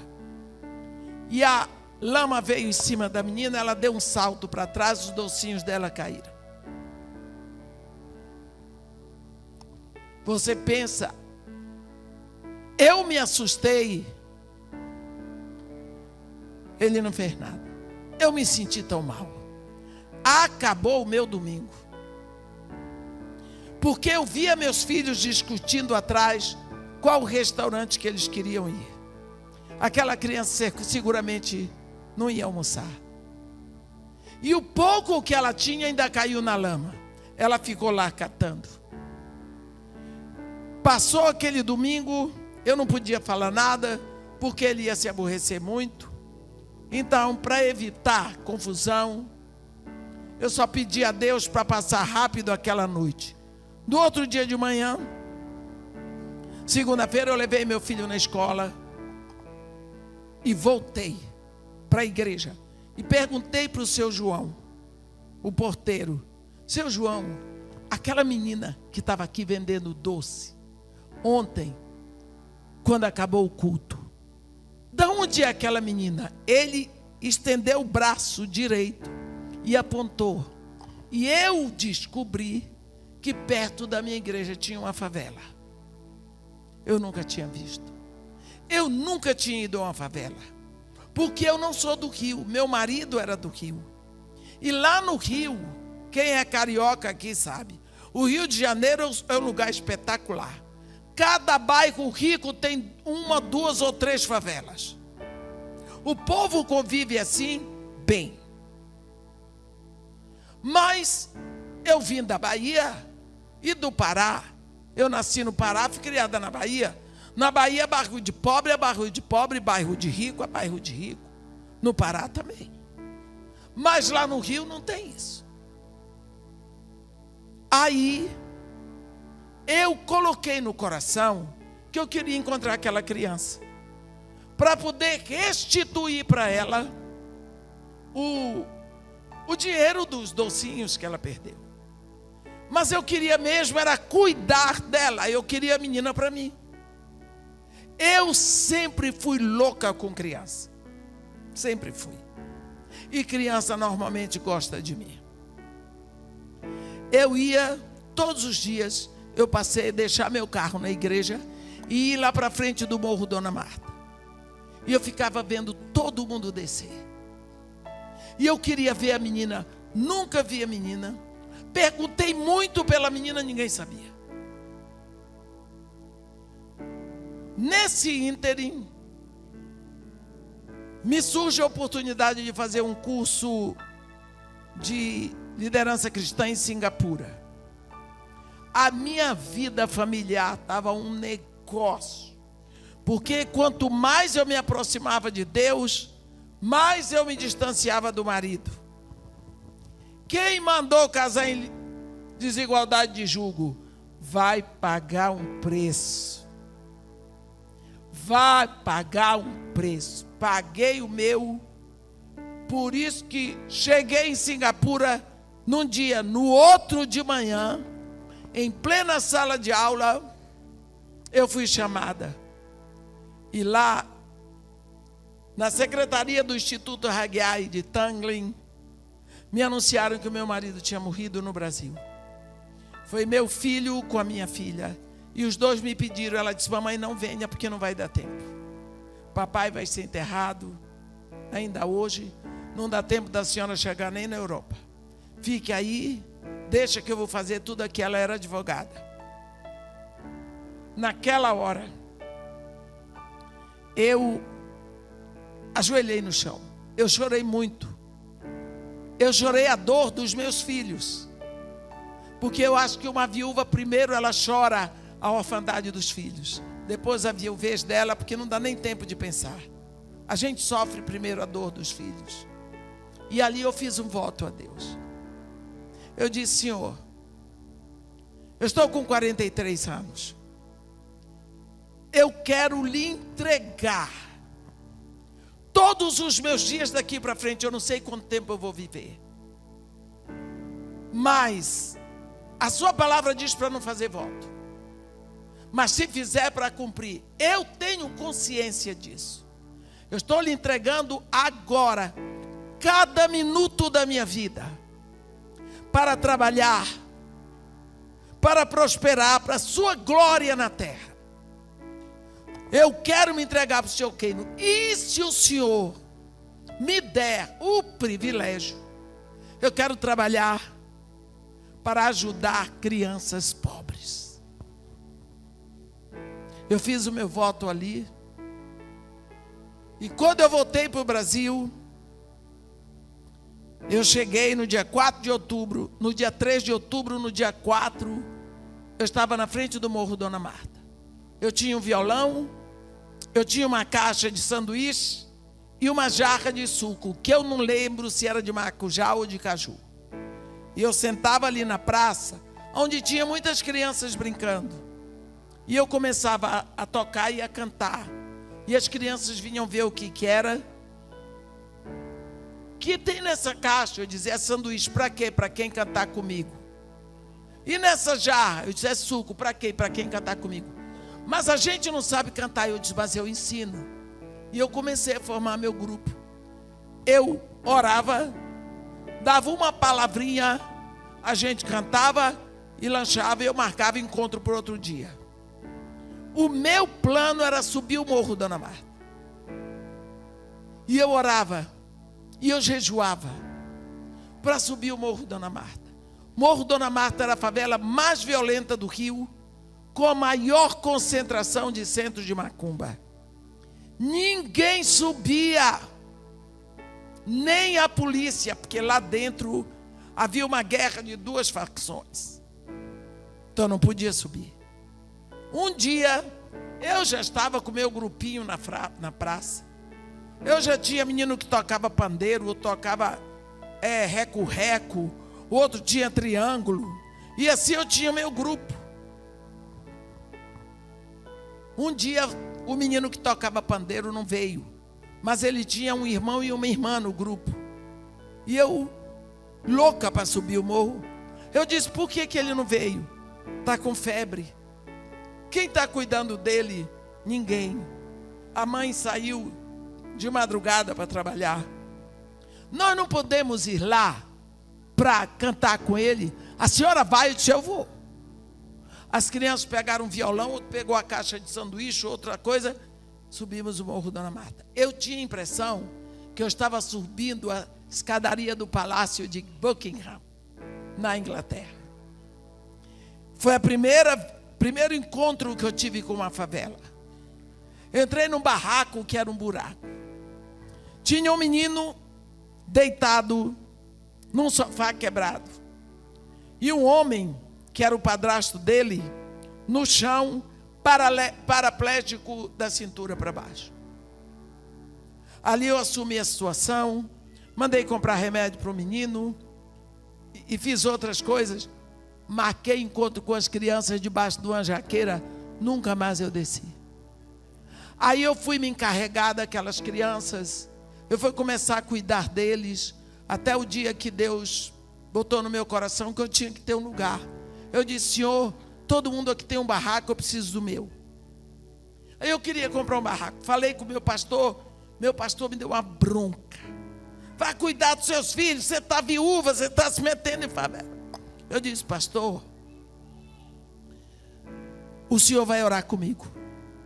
Porque Deus está dizendo para eu fazer, o senhor está dizendo para eu não fazer.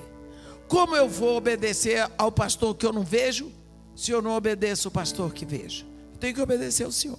Ora comigo. Não! Eu disse, então o senhor quer que eu faça? Porque eu vi naquele trecho do profeta Eliseu, que quando o filho da sunamita morre, ele manda Geazi levar o bordão dele. O Geazi veio e disse para ele, ó, o menino não acordou. Ele foi lá, o profeta, se fez um com o menino ressuscitou e disse, pronto. Bordão de profeta não leva vida para ninguém. Ou o profeta faz um com a situação ou nada feito. Deus não ficou lá no trono dizendo, ei, raça de víboras, eu amo vocês. Não, ele veio aqui, ele se fez homem, ele tomou a nossa dor, ele comeu, ele bebeu conosco, ele morreu nas nossas mãos, se fez um. Então eu tenho que ter um barraco aqui. Meu pastor disse, eu não quero mais ouvir falar nisso, eu vou tirar férias com a minha família na Inglaterra, quando eu voltar a gente conversa. Ele foi. Quando ele voltou, que eu cheguei na igreja, ele olhou para a minha cara e disse, você orou, hein? Eu disse, como? Ele disse, eu fui no escritório da British Airways, em Londres, para acertar nossas passagens de volta. Quando eu estava lá conversando, saiu um piloto da British Airways, que fazia o percurso Londres-Rio de Janeiro, e disse para mim, o senhor é o pastor daquela igreja inglesa no Rio? Ele disse, sou. Aquela que de lá, a gente vê o Cristo Redentor? Ele disse, sou. Tem uma favela do lado? Ele disse, tem. Ele disse, quero que o senhor me faça favor. Aí ele veio de lá, com um envelope. Eu quero que o senhor dê isso aqui para uma mulher que quer começar um trabalho com crianças lá.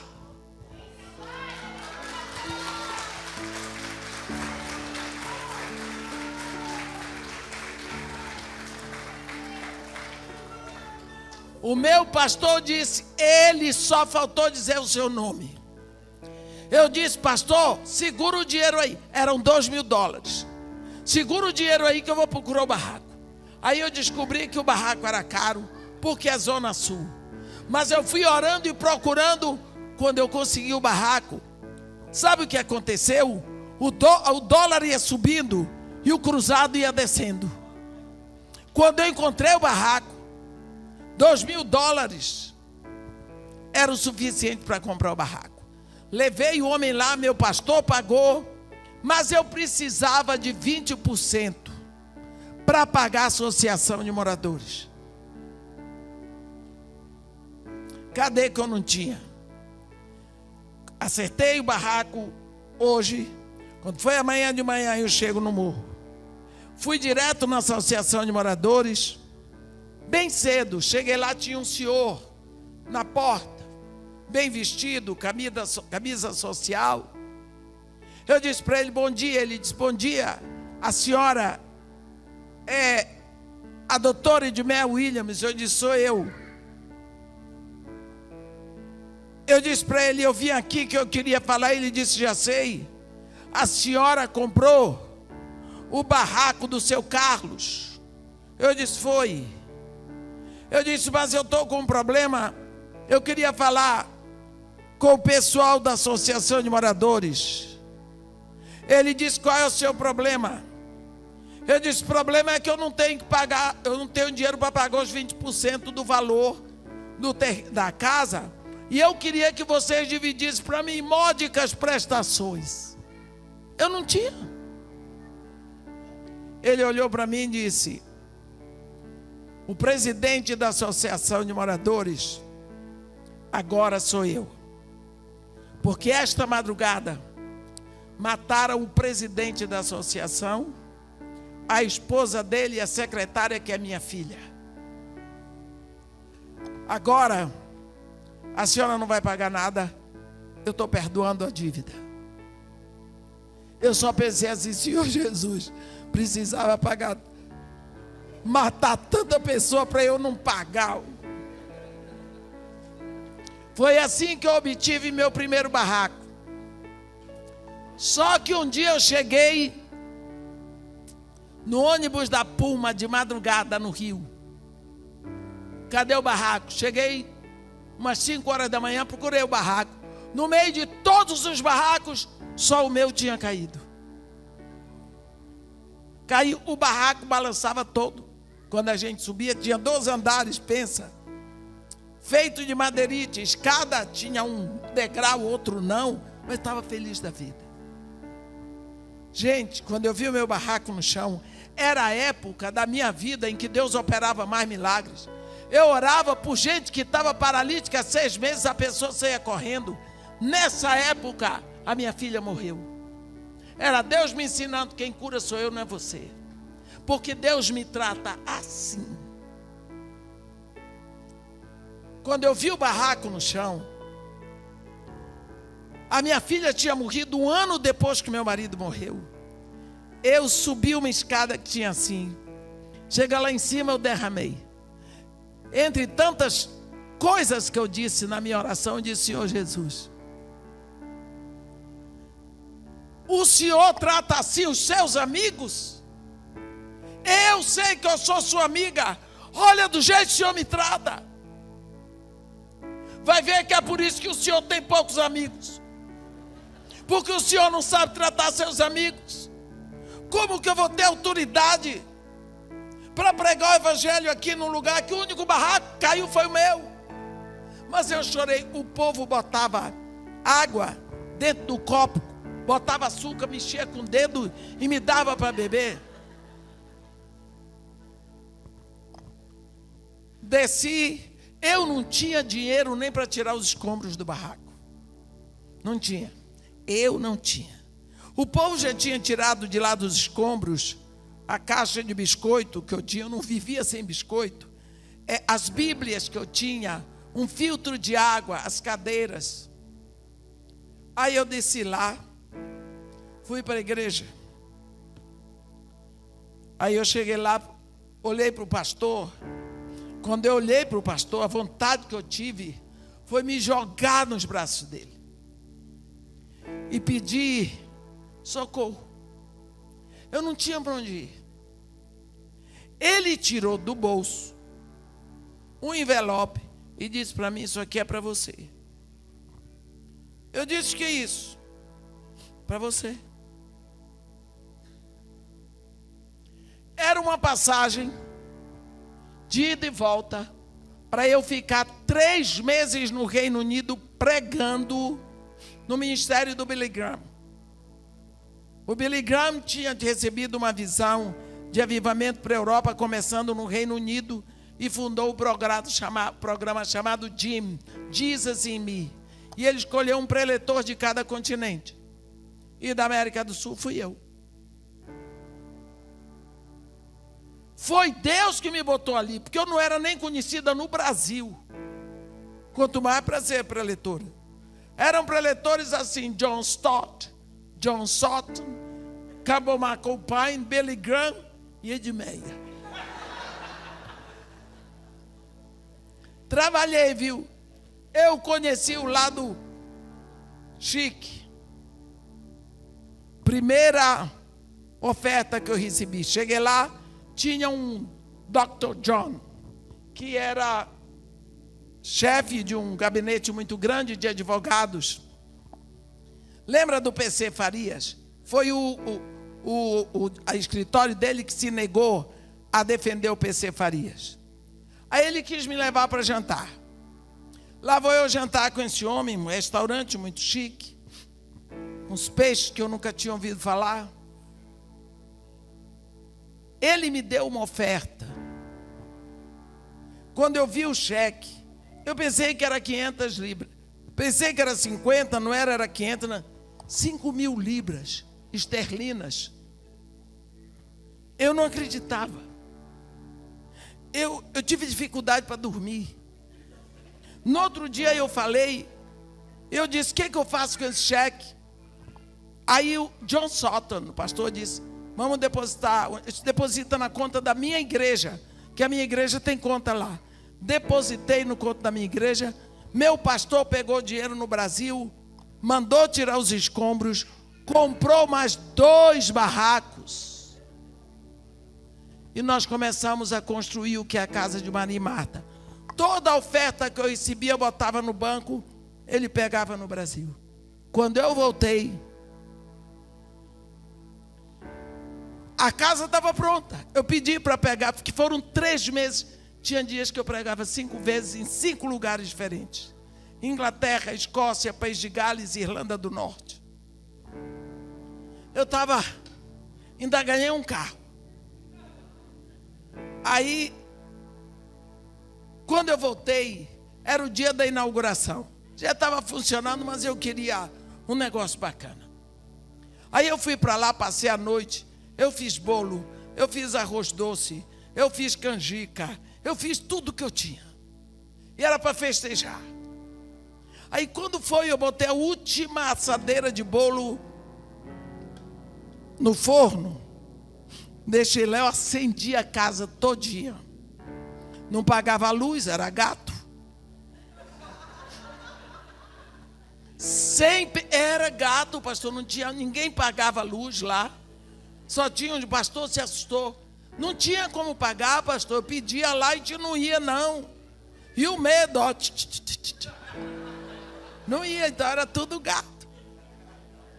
Eu, sem perceber, subi a mesma escada que eu subi no dia que o barraco caiu. E lá em cima, eu dizia, Senhor Jesus, que coisa linda. Que lugar lindo que o Senhor construiu aqui para nós. Primeiro prédio de cimento armado na favela. Olha como o Senhor é maravilhoso, Senhor. Cada criança que entra aqui é sua.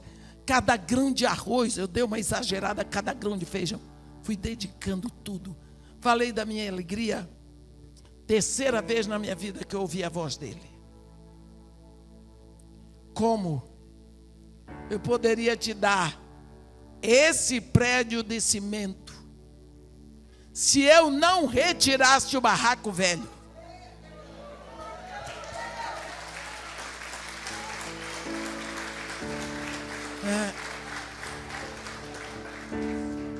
Eu não construo sobre barracos velhos. Os fundamentos têm que ser meus. Eu entendi que aquele barraco representava a minha vida. Ele queria fazer tudo novo na minha vida. E os fundamentos tinham que ser deles. E aí a casa de Maria e Marta que eu tenho hoje, eu trabalho, todo lugar que eu vou, eu ganho sempre a oferta e eu sustento o projeto. Eu não tenho ajuda do governo, nem quero. Tem uma igreja que nos ajuda, uma igreja pequena. Eles dão o dízimo dos dízimos lá. É a igreja do pastor Aloysio de Moraes. E nós temos as crianças da favela. Agora só 80. Já tive 120. Tenho vivido ali mais de 30 anos, fazendo esse trabalho. Tenho 6 funcionários. As crianças têm aula de música, de informática, de dança, reforço escolar. 3 alimentações por dia, nós fornecemos toda a roupa que eles usam. Sapato, segunda-feira já vou com a Ângela para comprar o restante dos tênis. Tudo novo. E assim, o Morro da Dona Marta, que tinha a maior concentração de centro de macumba, em 2008 foi feito o censo. 83% da favela é evangélica.